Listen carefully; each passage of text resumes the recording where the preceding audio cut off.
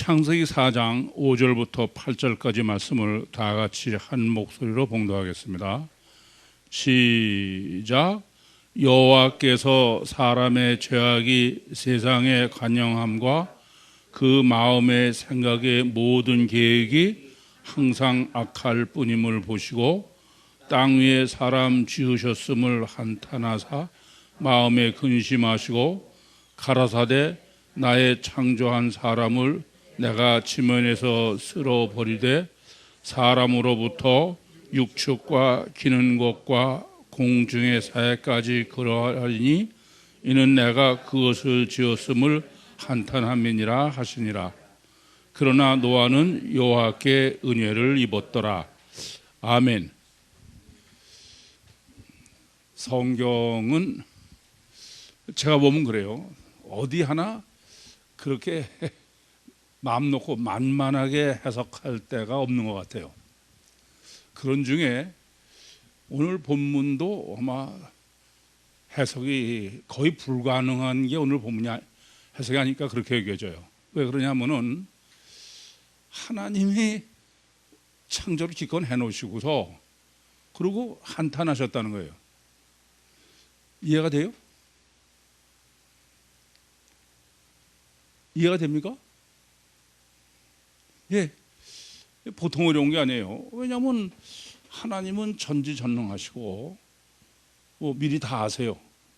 최선을만 하셔. 그러면 이럴 걸 미리 다 아실 거 아니에요. 근데 기껏 다 창조해 놓으시고서는 한탄하셨다는 거예요. 참 이해하기 어렵죠. 제가 볼 때는 본문은 아마 거의 조금 이따 보시면 아예 히브리 사람들도 본문의 해석이 불가능해요. 그래서 바꿨어요. 그런 점을 보면 금방 알 수 있습니다. 그래서 성경은 우선 올바로 해석을 하시려면은 첫째는 성경을 절대로 바꾸면 안 돼요. 있는 걸 생략하든지 바꿔놓든지 그러면 안 됩니다. 우선 본문이 가장 첫째 문제가 되는 거는 본문은 지금 5절도 여호와로 시작하고 그리고 8절도 여호와예요. 그렇죠? 그런데 6절, 7절은 여호와가 없어요. 근데 이건 원문에는 있습니다. 이게 원문에는 6절과 7절에 다 여호와가 있어요. 그러니까 5절부터 8절까지 여호와가 4번 써있는데 그런데 5절하고 8절은 여호와를 남겨놓고 번역을 하면서 6절과 7절에는 여호와를 생략해버린 거예요. 왜 했을까요? 이해가 안 되는 거죠. 아니 여호와께서 창조해 놓으시고서 보시고 한탄하셔. 말이 안 되잖아요. 그렇다고 그래 여호와를 지어버린다고 그래서 그게 문맥상으로 여호와가 없습니까? 근데도 이 여호와를 지어버린 거야. 이 번역은 번역하면서 다른 사람들이 이거 내가 마음대로 여호와를 지은다 그런 일은 없습니다. 이것은 히브리 사람들이 본문을 해석한 게 구약의 번역의 해석의 현재 신학에서 절대 기준이에요. 근데 히브리 사람들이 6절과 7절에는 여호와를 생략한 거죠. 물론 히브리 사람들은 생략하기 쉬워요. 왜냐하면은 히브리 사람들은 여호와를 뭐로 바꿨어요? 아도니아예요. 주로 바꿨으니까 주는 얼마든지 생각할 수 있죠. 하나님도 주고 사람도 줄 수 있으니까. 우선 본문을 해석하실 때 지금 제가 말씀드린 대로 본문은 우선 하나님이 한탄하셨다는 것 때문에 여러분들 그렇게 쉽게 이해할 수 없을 거예요. 그리고 두 번째로는 방금 말씀드린 것처럼 이 본문에는 실제로는 6절과 7절에 원문에 여호와가 있는데 그런데 지금 생략했다. 그걸 지워버렸다. 오히려 그러면 이제 더 생각을 하셔야죠. 그래서 항상 드린 말씀대로 성경을 해석하려면 첫째는 성경은 1.1획도 오류가 없는 하나님의 말씀이다. 그 축이 움직이면 안 돼요. 내가 이해가 안 된다고 그래서 이해가 되도록 무슨 바꾸거나 생략하거나 그건 절대 안 되는 거예요.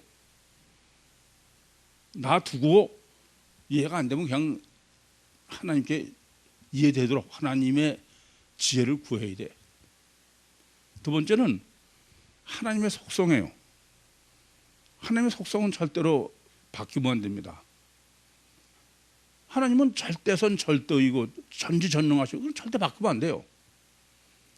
그래서 항상 드린 말씀대로 이 두 축을 고정시켜 놓고 그러고선 성경이 이 두 축의 모순이 되지 않는 해석을 고민하셔야 된다, 그런 말씀입니다. 하나 더 생각하실 것은 하나님의 호칭의 중요성이에요. 사실 그 하나님의 호칭이 얼마나 중요한지를 알면은 이해가 안 된다고 그래서 이렇게 하나님의 호칭을 뭐 지워버리거나 그런 짓은 하지 못할 거예요. 그게 왜 그러냐? 이게 참 역설적입니다. 유대인들이 왜 제3계명을 범했다고요?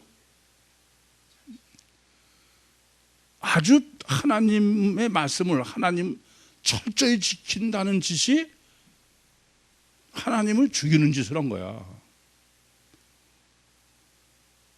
그래서 고린도전서 4장 6절에도 기록한 바를 넘어가지 말라 이게. 하나님을 못 따라갈 걸 걱정할 거 없어. 인간은 하나님보다 앞서서 문제야. 더 뭐 지나쳐서 문제예요. 이게 일반적으로 우리가 생각하는 건 틀리죠. 뭐 저는 본문을 해석하면서도 하나님이 제게 신론으로 성경을 보게 하신 것을 또 한 번 아주 깊이 감사했어요. 일신 신앙은 하나님과 하나님을 알아야 되고 사람을 아는 두 가지가 절대입니다. 항상 그리 주시면 안 돼. 아니 결국 성경은 하나님과 인간과의 관계 아니에요? 그럼 하나님을 알고 사람을 알아야 돼. 그런데 말로는 오직 유신 뭐 그렇게 하나님이라면 아주 코를 땅에 대고 철저하게 믿는 것 같은데 인간은 그렇지 않아요.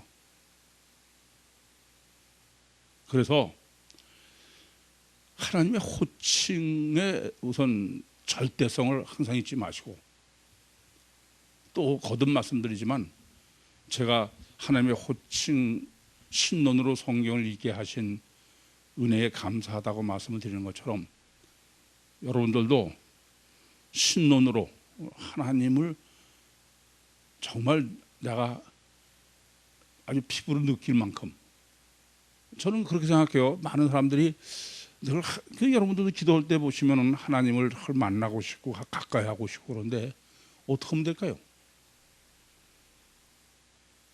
그게 무슨 뭐 누구 남았다나 밥상에 빈자리에다가 숟갈 하나 놓고 여기는 주님이 계시다 그런다고 하나님을 만나는 겁니까? 제가 보면 늘 하나님을 만날 수 있는 최선의 길은 성경을 읽는 것이더라고. 이 성경을 읽는 거야. 성경을 읽으면은 하나님 만나지 말래도 만나요. 안 그렇습니까? 특별히 신론으로 집중하고 성경 읽으면 그건 안 만날 수가 없죠. 오늘 본문은 특별히 이렇게 신론 신학을 아주 오히려 역설적으로 강조하는 본문이다. 저는 그렇게 생각해요. 하나님께서 이거 여호와를 둘을 다 생략할 줄 미리 아세요, 모르세요? 제가 보면 아셔. 그래서 저는 이걸 보면서 하나님이 참 제가 신론으로 성경을 보고 신학을 정립하게 한 걸 감사하다, 그런 생각이 들어요. 또 신론으로 정립하지 않으면 사람도 몰라요. 인간을 바로 정립할 수가 없습니다. 어쨌거나 유신 신앙은 하나님과 사람의 문제야. 인간과 인간의 문제가 아니에요. 이 점을 명심하셔야 됩니다. 사실 늘 말씀드린 대로 성경을 해석할 때 왜 신론이 중요하냐? 하나님은 워낙 성경 계시 자체가 그냥 직접 육으로 한 게 아니에요. 영을 우리 맞춤형으로 계시하신 것이기 때문에 하나님의 계시하신 것을 성경을 우리가 바로 이해하기가 굉장히 어려운 거예요. 그래서 하나님의 호칭으로 방향 설정을 딱 해주신 거야. 그러니까 항상 성경 읽을 때는 먼저 하나님의 호칭 먼저 생각하셔야 돼. 그러면 그것만 정확하게 생각하시면은 상당한 부분을 이미 해석한 거예요. 요새 우리가 그 복음서 이제 마지막 요한복음의 마지막을 정리하고 있습니다만은 거기서도 주님의 호칭이 어떻게 예수를 호칭을 어떻게 하느냐? 그게 절대적이에요. 오늘 본문도 지금 5절의 시작이 여호와께서 사람의 죄악이 세상에 관영함을 보시고 그랬어요. 분명히 본문은 심판론이에요. 그렇죠? 심판론인데 시작을 하나님의 호칭을 뭘로 했어요? 여호와로 했어요. 이게 절대적 키다 이거예요. 사실 신론만 바로 정립해서 이 지금 본문이 여호와로 시작됐다. 더군다나 지금 네 절이 전부 여호와로 다 시작했다. 그렇게 보시면은 본문을 여호와를 지어버리는 짓을 하지 않는다.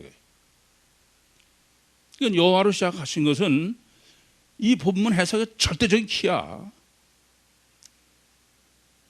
항상 이 점을 잊지 마셔야 돼. 그러니까 1절에서 4절까지도 호칭이 어떻게 됐어요? 엘로힘이에요. 엘로힘. 이거를 유대인들이 해석을 너무 하나님 잘 믿는다고 하는 짓거리죠. 그리고 두 번째 사람이야. 지금 틀림없이 지금 창세기 5장부터는 셋의 족보인데 자기들 족보죠. 선민 족보예요. 하나님 백성의 족보예요. 그런데 무슨 엘로힘의 아들들이 사람의 딸들을 이렇게 돼서 이게 엘로힘은 일반 명사로 유신도 되고 잡신도 되는데 그걸 유신으로 번역을 하는 거예요. 해석을 하는 거예요. 이건 호칭 신학의 절대적 문제죠. 그것은 심판의 논리다. 그래서 1절부터 4절은 호칭이 뭐예요? 엘로힘이에요. 그런데 지금 5절은 분명히 보면은 심판으로 기록되어 있는데 하나님의 호칭이 여호와예요. 따라서 본문은 우선은 기본적으로 무슨 생각을 해야 되냐면은 이거는 심판론으로 기록한 하나님의 사랑론이요 구원론이지 심판론이 아니다. 제가 볼 때 유대인들이 이 신론만 제대로 정립했으면은 이 번역도 해석도 잘못하잖아요. 이게 아주 근본적 문제라고요. 이렇게 보시면은 그 다음에 해석이 전부 틀려지는 거예요. 그러니까 지금 하나님이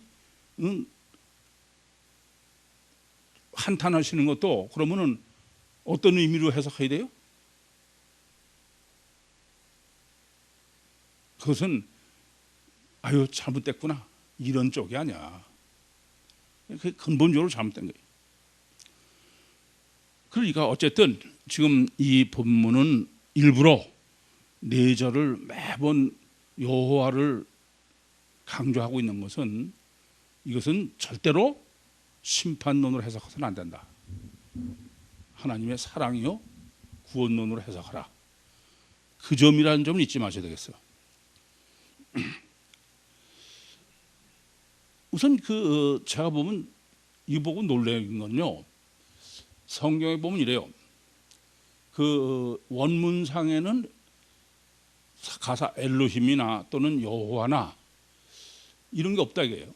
또 뭐 신약 같으면 예수나 이런 원문에 없다게요. 그러니까 원문상에는 대명사로 쓰였거나 또는 뭐 동사, 본동사 같은 경우에 인칭이나 이런 거로 봐서 이게 뭐 예수일 거다. 그렇게 해서 없는 것을 추가한 건 있어요. 제 말씀이 무슨 말씀이십니까? 그래서 제가 요거는 원문에 없습니다. 그렇게 말씀드리는 거예요.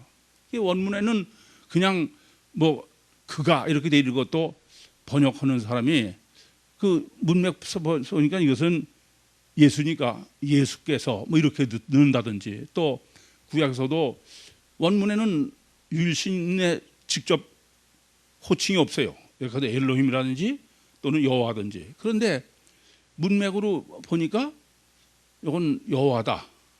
그래서 이해를 더 돕기 위해서 여호와를 추가로 해서 하는 거는 많이 있어요. 그런데 원문에 기록되어 있는 하나님의 호칭을 생략한 것이 있는지는 전 기억이 없어요. 성경에서 그런 걸 본 기억이 없어. 어디도 그런 적은 없다 이거예요. 있는 것을 생략하는 건 없다 이겁니다. 이 점을 생각하시면은 이 유대인들이 본문을 해석하는데 얼마나 고민을 많이 했는지 알 수 있어. 이해되시죠? 아니 하나님이 창조해 놓으시고서 그걸 보시고 한탄하신다. 그게 도저히 하나님의 호칭을 쓰기에 송구스러운 거야. 그래서 6절과 7절에 생략을 해버린 거예요. 어쨌든 저는 다른 데서 글쎄 있는지 모르겠어요. 근데 제 기억으로는 성경에 실제로 유일신의 호칭을 기록한 것을 본문처럼 그 아예 생략을 해버린 경우는 전 보지 못했다고 합니다. 그것이 뭘 의미하느냐? 본문은 유대인들이 얼마나 해석이 불가능하기 때문에 이 말이 이해가 안 되니까. 그래서 제가 본문을 조금 시작할 때도 여러분들도 본문이 얼마나 해석이 어려운 줄 아시냐 그런 말씀을 드린 겁니다. 지금 그 여호와를 생략했다는 그런 근본적인 문제가, 하나님은 전지전능하셔. 절대선 절대의야. 알파요 오메가세요. 최선을만 하시지 차선으로는 하실 수 없는 분이에요. 그럼 미리 다 하세요. 미리 다. 그렇지만 하나님 말씀이 아니죠. 근데 그런 하나님이 사람을 창조해 놓으시고서는 한탄하셨다 이겁니다. 야, 내가 실수했구나. 후회를 하신 거야. 네? 말이 돼요? 아니, 하나님이 해놓으시고선 하나님이 실수했다. 그래서 후회하거나 그런 게 있을 수 있습니까? 그건 하나님이 아니야, 그러면. 그런데 지금 하나님이 한탄했다, 실수했다. 이렇게 보여, 후회하시는 거로. 그러니까 차마 송구스러워서 하나님의 호칭을 쓸 수가 없었던 거예요. 생략을 했다 그런 말입니다.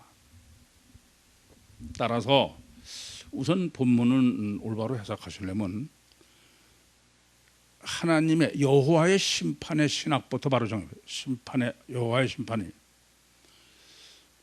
우선 이 본문에서 지금 여호와 하나님이 여호와께서 심판을 하시는데, 첫째 여러분이 본문을 보시면서 정확하게 아셔야 될 것은 심판의 대상이 뭡니까? 사람이에요, 짐승이에요? 네? 하나님이 심판은 사람이에요. 5절 보겠습니다. 여호와께서 사람의 죄악이 세상에 간영함과 그 마음의 생각의 모든 계획이 항상 악할 뿐임을 보시고, 그래서 사람 창조하신 것을 지금 한탄하시는 거야. 그러니까 첫째 아셔야 될 것은 하나님이 지금 심판하는 대상은 뭘 심판하냐면 사람을 심판하신다. 아시겠어요? 왜 심판하시느냐? 지금 표현이 그래요. 세상의 죄가 관영하다 이겁니다. 관영이란 말은 아주 꽉 찼다 이거예요. 빈틈이 없다 겁니다. 이건 어느 한 구석 좋게 볼 데가 없다 그죠. 완전히 죄악으로 꽉 찼다는 얘기예요. 그런데 또 어느 정도냐면은 마음의 생각이 아시겠어요? 항상 모든 게 항상. 그러니 뭐 도대체 봐줄 데가 없는 거야. 그러니 심판하실 수밖에 없죠. 그래서 여호와께서 한탄하시는 거죠. 그래서 쓸어버리다 뭐로 쓸어버려요? 노아의 홍수를 그냥 싹 전멸시켜버리는 거예요. 그래서 첫째 보셔야 될 것은 5절의 강조법은 지금 이제 여호와의 심판은 놔두고, 여호와는 놔두고, 어쨌든 지금 현재 심판 아니에요? 근데 심판의 대상이 누구냐 이게요? 누구라고요? 사람이라는 것부터 정확히 아셔야 돼요. 그런데 왜 할 수냐? 왜 심판하실 수밖에 없느냐? 노아로 홍수로 싹 쓸어버릴 수밖에 없느냐? 방금 말씀드렸지만 죄가 세상에 꽉 찼고, 그리고 아예 결과만이 아니에요. 아시겠어요? 뭐가? 마음에 생각하는 것부터가. 그니 그건 무슨 타일러서도 이 말이 무슨 뜻이냐면 그거는 뭐 좀 때려서 될 문제도 아니고 타일른다고 될 문제도 아니고, 한번 혼사되게 나가지고 그냥 개과천선할 것도 아니고, 그러니까 이건 없애버리는, 싹 쓸어버리는 수 외에는 다른 게 아무 방법이 없다는 얘기죠.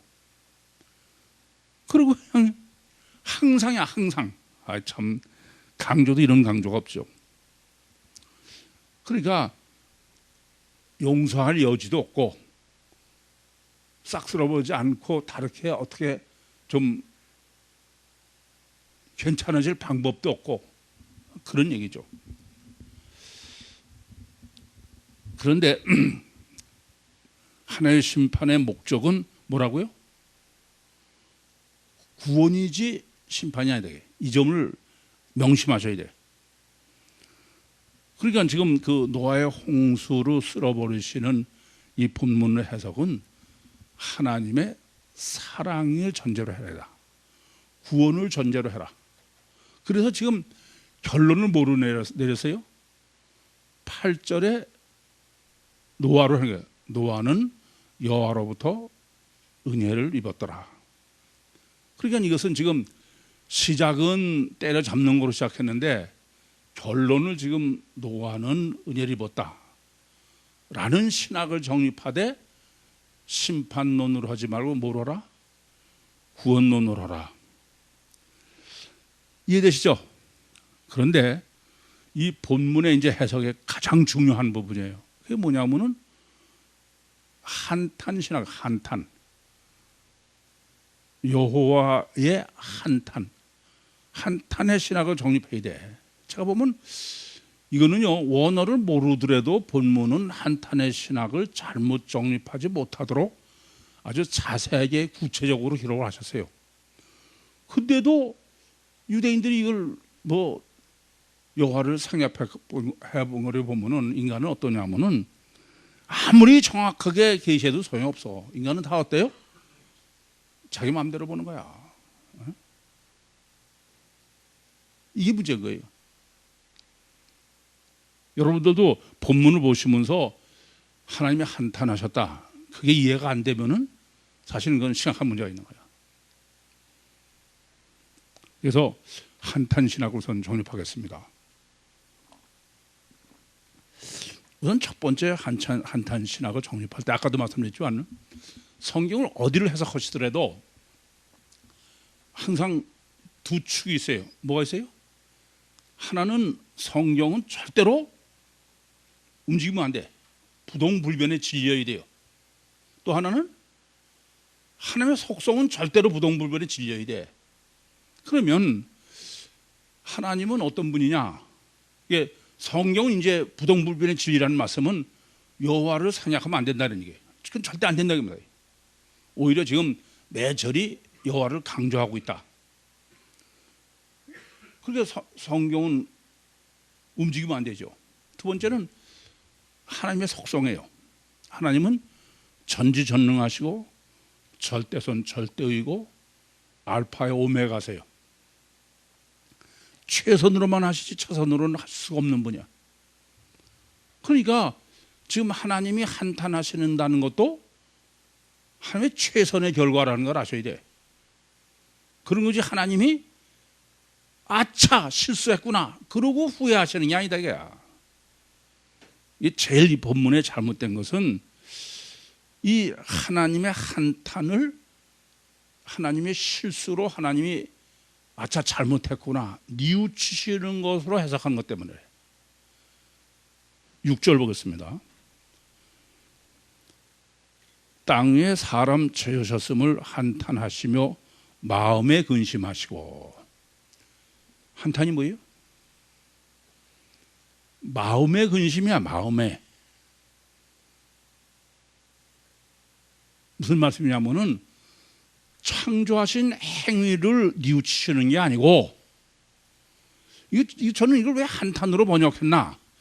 그게 틀린 게 아니에요. 맞아요. 그런데도 만약에 제가 이렇게 번역했어 봐. 하나님께서 땅에 사람 창조하신 것을 6절 땅 위에 사람 지으신 것을 마음 아프게 여기시고 이랬다면 좀 틀릴 거예요. 이걸 한탄으로 해서 그래. 그래서 사실 실제로는 이 한탄의 의미는 뭐냐면은 마음이 아픈 거예요. 마음이 슬픈 거예요. 가슴이 아프신 거야. 그것을 사람 지은 것을 보시고 하나님 마음이 아프다는 거지 실수하고 잘못해서 후회하신다는 의미가 아니다 그런 말이에요. 그러니까 창조 행위를 후회하신 게 아니야. 이제 감이 좀 잡히십니까? 이건 뭐냐? 두 번째는 한탄은 그러니까 사람 지으신 것을 놓고선 가슴이 아파하시는 거지 사람이 죄를 짓는 걸 보고 후회하시는 게 아니다. 이게 첫째는 창조 행위, 사람 창조해놓은 것 자체, 창조의 결과를 가지고 창조를 괜히 했구나 그런 후회가 아니고 창조해놓으신 사람을 보시고선 그 사람에 대해서 아픈 마음을 가지시다.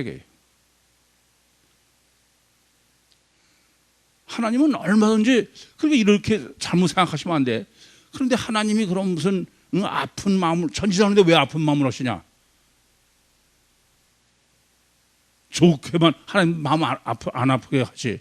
그건 성경은 전혀 모르는 소리야. 예를 들게요.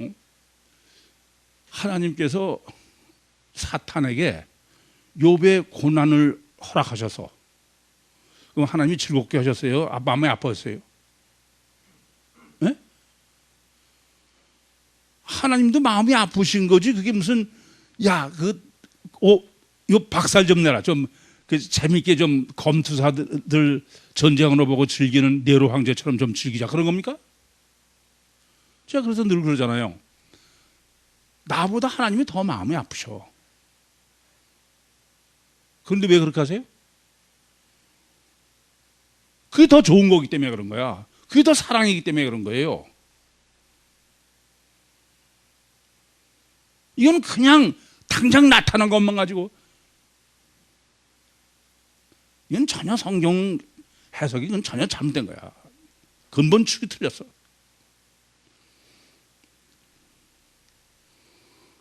그래서 하나님은 창조해 놓으신 사람들을 내가 저럴 줄 몰랐는데 그냥 모르고 내가 창조했지 기껏 창조해놨더니 저것들이 그냥 죄나 짓고 그냥 그럴 줄 알았으면 창조를 안 할 걸 그런 얘기 아니다 이건 얘기. 그러니까 하나님은 저럴 줄 미리 다 아셨어. 그게 성경 해석의 기준이에요. 그런데 왜 그렇게 하세요? 그게 가장 좋아서 그래. 그게 가장 사랑이기 때문에 그래. 우리 자신도 마찬가지예요. 뭐 말은 그냥 고난을 통해서 뭐 어쩌고래도 고난만 오면 그냥 하나님이 나를 버리셨나? 이렇게 생각하는 거죠. 그러면 이제 여러분은 꽤 답에 접근했을 거야. 하나님의 한탄은 결코 사람의 죄악의 문제가 아니에요. 죄악은 결과일 뿐이죠. 아시겠습니까? 그러면 하나님의 마음 아파하시는 건 뭘까요? 네? 사람 지으신 가 놓고선 마음이 아프셔 지금. 왜 그럴까요? 사람의 창조의 설계도 자체야. 이건 하나님이 이럴 줄 모르고 하셔서 후회하시는 게 아니고 다 아시면서 아픈 마음으로 사람을 설계하신 거예요. 그러니까 본문은 사람 창조의 설계도가 신학적으로 정립되지 않으면은 이건 절대 해석이 불가능해. 말이 안 되니까. 물론 조금 전에 말씀드린 것처럼 아니 욥을 그럼 고난을 하시면서 뭐 하나님이 즐거워서 하신 거 아니잖아요. 그럼에도 불구하고 그런 거는 뭐 실수로 생각하는 거지. 어쨌든 그건 다른 쪽의 생각이야.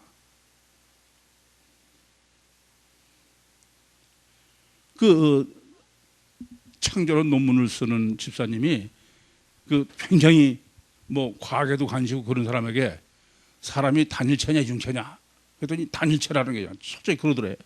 그래서 그럼 영혼 일탈을 얘기를 하니까 그 사람이 그건 다 허구라고 그런다는 거야.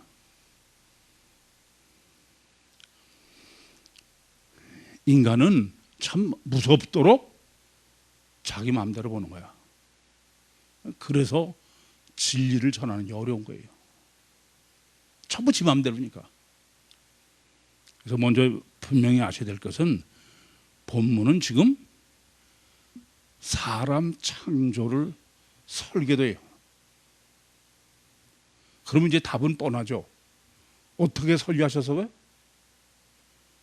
육체 우선이야, 육체 우선. 그래서 7절 보세요. 가라사대 나의 창조한 사람을 내가 지면에서 쓸어버리되 사람으로부터 육축과 기는 것과 공중의 새까지. 아니 사람 심판하는데 뭐 전능하신 하나님이 왜 다른 육축은 왜 무슨 죄가 있다고 싹 쓸어버셔? 뭘 강조하는 거예요? 육체 우선. 그러니까 이것은 이미 다 준비된 거예요. 왜냐하면 앞에 3절, 4절 보겠습니다. 여호와께서 가라사대 나의 신이 영원히 사람과 함께 하지 아니하리니 이는 그들이 육체가 됨이라. 육체가 뭐라고요?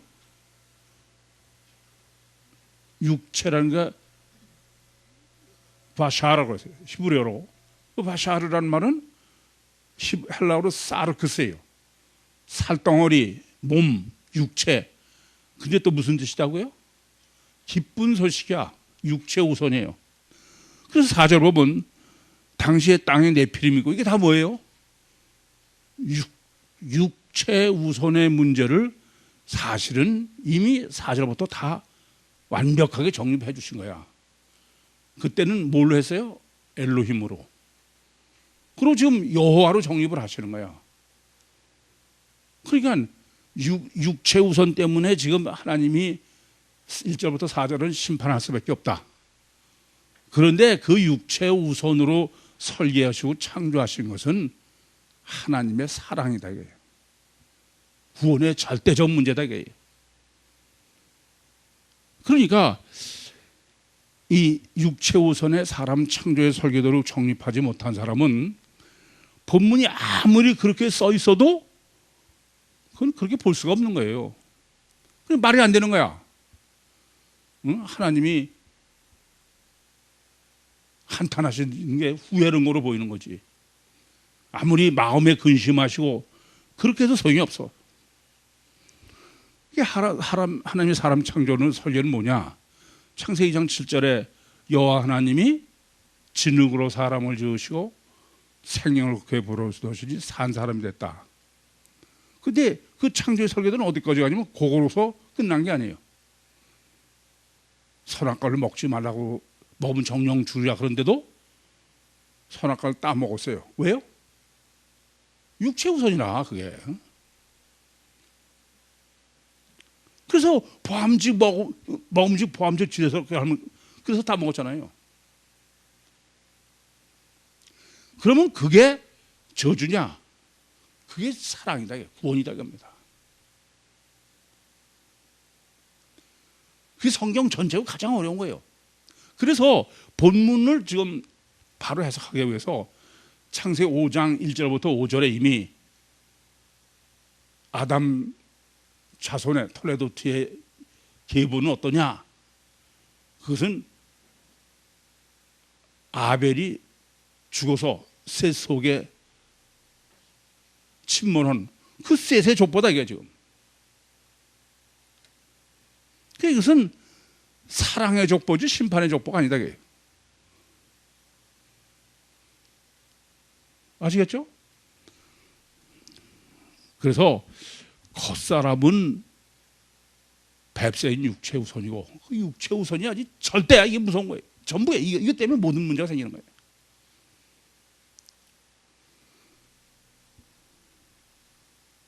늘 그래서 말씀드리는 거예요. 육체 우선은 필요악이다. 우리를 구원하시는 데는 육체 우선이 절대야. 그렇지 않으면 우리를 구원할 수가 없어요. 왜요? 하나님 우리 안에 임마누엘 하셔야 되기 때문에. 그게 구원이기 때문에. 요한복음 17장 2절에도 주님께서 모든 사람을 영생, 임마누엘을 구원하기 위해서 모든 사람도 주님도 육체 우선으로 설계하셨다. 그게 꼭 필요하고 그러면서도 그 육체 우선은 꼭 심판을 해야 되는 그 신학을 정립해야 되는 본질이 본문이다 그런 말씀입니다. 그러면 이제 6절 7절의 여호와의 의미가 뭘까? 이거 생략한 게 어떤 문제가 있을까? 이 점을 우선 생각하셔야 되겠습니다. 우선 지금 창세기 5장 1절부터 여기까지 쭉 흘러온 것은 셋의 족보죠. 셋의 족보는 누구의 족보예요? 아벨의 족보예요. 아벨의 족보는 무슨 족보예요? 여호와의 족보야. 그렇게 봐야죠. 메시아의 족보고. 그런데 지금 무슨 문제냐? 왜 셋의 족보인데도 지금 하나님이 이 사람들이 세상에 죄와 간영하고 어려서부터 항상 마음을 생각하는 게 악하고 왜 그럴까요? 예? 지금 아벨의 영빨을 받고 내려오는데도 왜 그러냐 이거야. 육체 우선이라 그런 거야. 그러니까 6절에도 여호와가 함께 하시고 있는 거예요, 여전히. 이해되시죠? 그런데 이 6절에 죄를 이렇게 짓고 이런 게 왜 그래요? 육체 우선이라.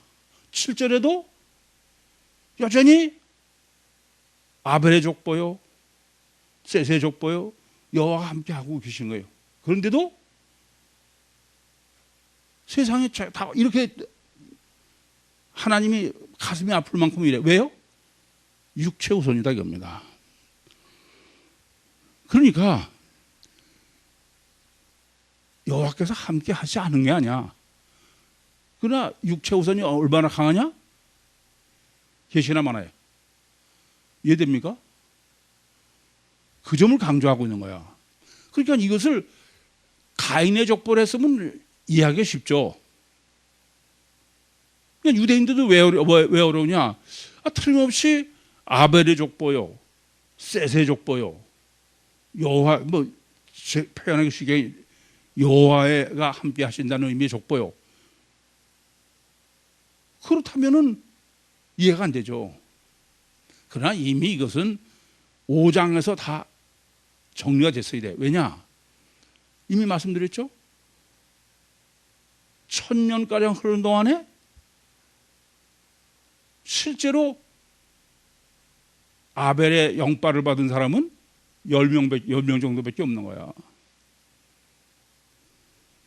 그에서도 왜 그래요? 육체 우선이다. 성경은 지금 본문 아주 육체 우선을 철저히 강조하고 있는 거예요. 그렇기 때문에 지금 본문은 하나님의 사랑이야. 육체 우선이어야만 이건 절대요. 육체 우선이 아니면은 인간은 절대 구원받을 수 없는 거야. 그럼에도 불구하고 이 육체는 또 반드시 포기를 해야 돼. 제가 필요하기라고 하는 거죠. 그래서 그것을 엘로힘의 심판으로 지금 정리하지 않고 뭐로? 여호와로 한 거예요. 여호와로. 그러니까 그 지금 심판 자체가 심판이 목적이 아니고 지금 이 심판 신학으로 정립하는 것은 구원론으로 정립하라 이겁니다. 그래서 그건 필요하기다. 뭐 항상 사측생이야. 죽어야 산다는 논리를 지금 정립하려고 그러는 거지. 이거 안 되겠다. 싹 쓸어버려야 되겠다. 그렇게 해서 하신 건 아니다 이겁니다. 이해되시죠? 그러니까 이런 얘기예요. 육체 우선도 절대로 필요해. 지금 논리로 하면 심판이죠. 육을 죽어야 되는 것도 그것도 절대야. 그렇게 필요하기다 이겁니다. 그런데 육체를 살리는 게 유신신앙이다. 이게 심각한 거지. 전 세계가 다 지금까지 그래서 문제 아니에요? 그런데 이제 지금 본문은 결론은 이게 참 놀라워요. 8절 이래요. 그러나 노아는 여호와께 은혜를 입었더라. 사실은 본문의 목적은 8절을 지금 바로 정립하기 위한 겁니다. 왜요? 구원이 목적이지 심판이 목적이 아니야. 그런데 지금 본문은 잔뜩 심판론을 끌고 가는 거야. 그러다가 노아 때는 지금 뭐 그 후에도 아시지만 노아는 이 노아의 홍수 때도 구원을 받는 거 아닙니까? 그럼 어떻게 해서 노아는 구원을 받느냐 이거예요. 어떻게 구원받는다고? 여호와의 은혜를 입었다 이겁니다. 무슨 말씀이냐 하면은 여러분이고 저거 다 마찬가지야. 하나님 나하고 함께 하셔. 그런데 육체 우선이라 하시나 마나야. 근데 노아는 왜 그러냐?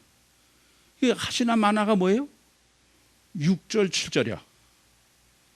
무슨 말씀이시죠? 그러니까 6절 7절은 함께 안 하신다는 뜻이야. 함께 안 하시려면 여로 안 쓰는 거죠. 함께 하신다 이겁니다. 그런데 하시나 마나야. 왜? 육체 우선은. 육체 우선은 하시나 마나다 이겁니다. 그러면 노아는 어떻게 해서 구원받느냐? 이것은 물론 이제 이 노아에 대한 것은 다음 단락에 정리할 거죠. 근데 본문대로 논리는 이래요. 노아에게는 특별히 역사하신 거야. 그렇게 표현할 수 없죠. 그러니까 그냥 늘 다른 삶 하듯이 여호와께서 함께 하시는 셋의 족보요, 아벨의 족보요, 여호와의 족보를 가지고는 워낙 육체 우성이 강하기 때문에 그건 하시나 마나야. 죄악이 간영하고 육체 우선을 어려서 생각하는 것이 그런 게 악하고, 그럼 어떻게 하면 되느냐? 다른 방법이 없어. 그것은 정말 여호와께서 특별히 하셔야 돼. 그러니까 구원은 그럼 어떻게 하면 하나님이 특별히 하시냐? 이게 문제지. 유대인의 문제는 이겁니다. 틀림없이 맞는 말이에요. 왜냐하면은 창세기 5장 1절부터 5절에 보면은 이건 틀림없이 아담에서 셋으로 해서 셈으로 해서 아브라함으로 해서 그렇잖아요. 이삭으로 해서 유다로 해서 다윗으로 해서. 자기들 유대인 아닙니까? 그건 맞는 거예요. 그런데 성경은 그래 봐야 소용없다 이거예요. 가인의 후손이나 다른 바가 없어. 뭐 때문에? 육체 후손이 이렇게 무서운 거야. 이게 절대야 이게 아니에요.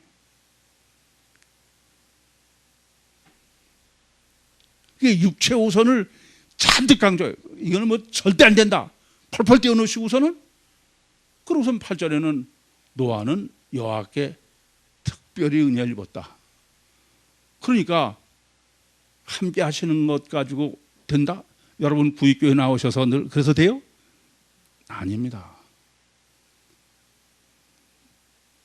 특별한 거 아니면 안 돼. 이해되십니까? 그래서 이미 3절에 서론으로 한 거야.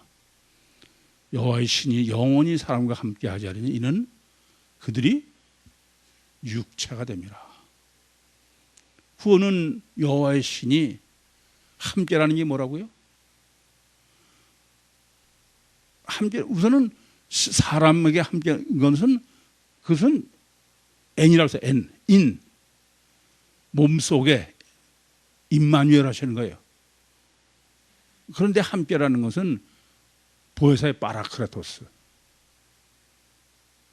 그렇게 하는 데는 육이 죽어야 된다게.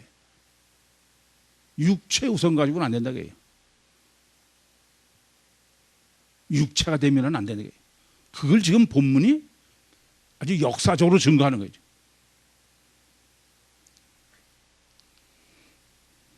그래서 신앙의 실제는 얼마나 내가 실제로 육체를 부인하냐. 그게 안 되는 건 그건 실제가 아니에요.